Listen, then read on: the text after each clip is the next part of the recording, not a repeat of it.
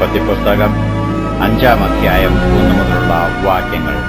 ഉൽപ്പത്തിപ്പുസ്തകം 5-ാം അധ്യായം 1 മുതലുള്ള വാക്യങ്ങൾ. ആദാമിന്റെ വംശപാരമ്പര്യമാവിത്.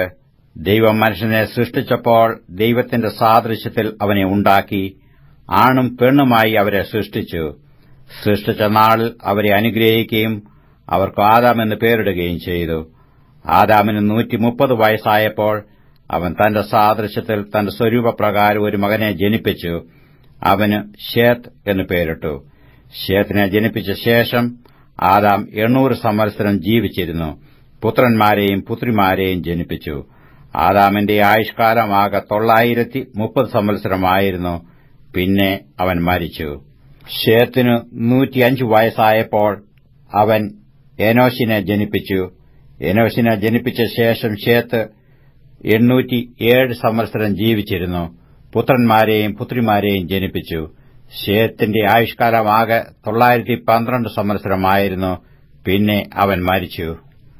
എനോശിന് 90 വയസ്സായപ്പോൾ അവൻ കേനാനെ ജനിപ്പിച്ചു. കേനാനെ ജനിപ്പിച്ച ശേഷം എനോശ് 815 സംവത്സരം ജീവിച്ചിരുന്നു.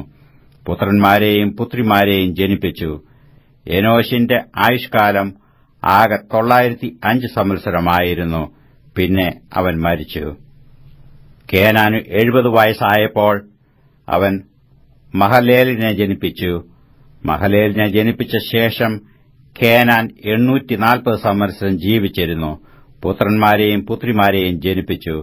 കേനാന്റെ ആയുഷ്കാലം ആകെ 910 സംവത്സരമായിരുന്നു. പിന്നെ അവൻ മരിച്ചു. മഹലേലിന് 65 വയസ്സായപ്പോൾ അവൻ യാരേദിനെ ജനിപ്പിച്ചു. യാരേദിനെ ജനിപ്പിച്ച ശേഷം മഹലേൽ 830 സംവത്സരം ജീവിച്ചിരുന്നു. പുത്രന്മാരെയും പുത്രിമാരെയും ജനിപ്പിച്ചു. മഹലേലിന്റെ ആയുഷ്കാലം ആകെ 895 സംവത്സരമായിരുന്നു. പിന്നെ അവൻ മരിച്ചു. യാരേദിന് 162 വയസ്സായപ്പോൾ അവൻ ഹാനോക്കിനെ ജനിപ്പിച്ചു.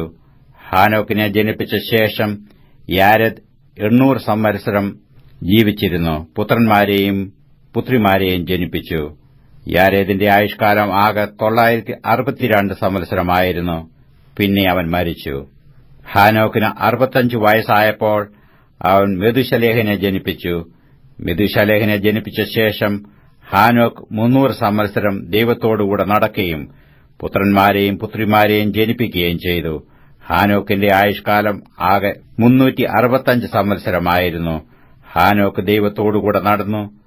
ദൈവം അവനെ എടുത്തുകൊണ്ടതിനാൽ കാണാതെയായി. മെതുശലേഹിന് 187 വയസ്സായപ്പോൾ അവൻ ലാമെക്കിനെ ജനിപ്പിച്ചു. ലാമെക്കിനെ ജനിപ്പിച്ച ശേഷം മെതുശലേഹ് 782 സംവത്സരം ജീവിച്ചിരുന്നു. പുത്രന്മാരെയും പുത്രിമാരെയും ജനിപ്പിച്ചു. മെതുശലേഹിന്റെ ആയുഷ്കാലം ആകെ 969 സംവത്സരമായിരുന്നു. പിന്നെ അവൻ മരിച്ചു. ലാമേക്കിന് 182 വയസ്സായപ്പോൾ അവൻ ഒരു മകനെ ജനിപ്പിച്ചു. യഹോവ ശപിച്ച ഭൂമിയിൽ നമ്മുടെ പ്രവൃത്തിയിലും നമ്മുടെ കൈകളുടെ പ്രയത്നത്തിലും അവൻ നമ്മെ ആശ്വസിപ്പിക്കുമെന്ന് പറഞ്ഞു. അവന് നോഹ എന്ന് പേരിട്ടു. നോഹയെ ജനിപ്പിച്ച ശേഷം ലാമേക്ക് 595 സംവത്സരം ജീവിച്ചിരുന്നു. പുത്രന്മാരെയും പുത്രിമാരെയും ജനിപ്പിച്ചു. ലാമേക്കിന്റെ ആയുഷ്കാലം ആകെ 777 സംവത്സരമായിരുന്നു. പിന്നെ അവൻ മരിച്ചു. നോഹയ്ക്കു 500 വയസ്സായ ശേഷം നോഹ ശേമിനെയും ഹാമിനെയും യാഫെത്തിനെയും ജനിപ്പിച്ചു.